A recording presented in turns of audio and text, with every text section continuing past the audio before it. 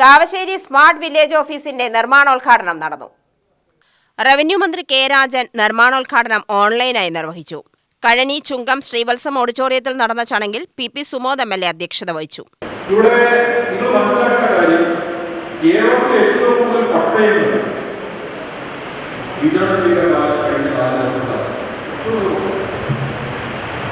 ഈ പട്ടയ ലഭിക്കുന്നതിന് വേണ്ടി പലതാണ് ഒറ്റപ്പാലത്തെ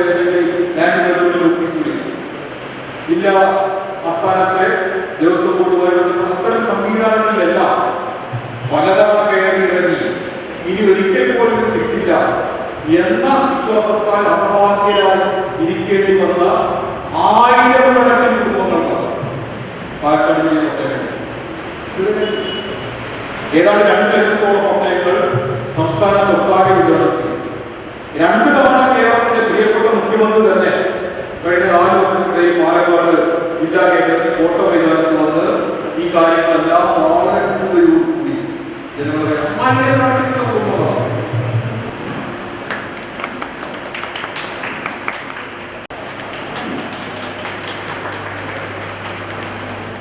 ജില്ലാ panchayat vice president C Chamunni, block panchayat vice president Rajani Babu, ഗ്രാമപഞ്ചായത്ത് പ്രസിഡന്റ് രമേഷ് കുമാർ, ജില്ലാ പഞ്ചായത്ത് അംഗം PM അലി, ബ്ലോക്ക് പഞ്ചായത്ത് അംഗങ്ങളായ പുഷ്പലത, ജയകൃഷ്ണൻ, നിത്യ, വേലായുധൻ, ഉദയകുമാർ, പ്രേമരാജൻ, VK ജയകൃഷ്ണൻ, ചന്ദ്രൻ, രാജാമണി എന്നിവർ പ്രസംഗിച്ചു.